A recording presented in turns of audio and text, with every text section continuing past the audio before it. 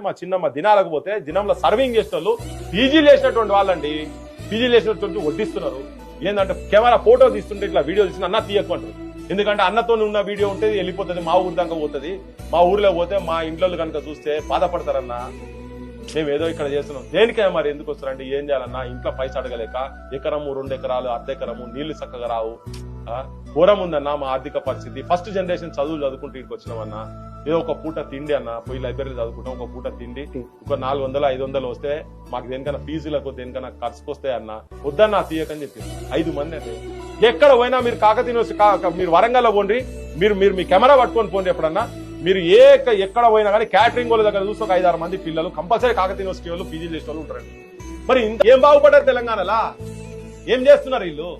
ఉద్యోగాలు వచ్చినాయా? తెలంగాణ వస్తే ఉద్యోగాలు వస్తాయని 610 జీవోను ఆగమాగం చేసిండ్రు. రాష్ట్రపతి ఉత్తర్వులు ఉత్తమాట చేసిండ్రు. పేపర్ మీది మాట పెంట మీద నూకిండ్రు అని రాసుకుందాం. ఉద్యోగాల గురించే కదా ఈ ప్రాంతం ఉద్యోగాలు. ఓ ఎంఏ చేసే సమ్మన్న, ఓ ఎంఎస్సి చేసే సదన్న, మన బతుకులు బాజార్లో పడ్డాయో నౌకరీ రాని ఎంకన్నా, మన తెలంగాణ ఆగమాయరో. ఇట్లా పాటలు పాడుకుంటూ పోయినా కదండి. ఇయ్యాలకి అదే పరిస్థితి ఉన్నది కదా. మరి ఇచ్చిండ్రా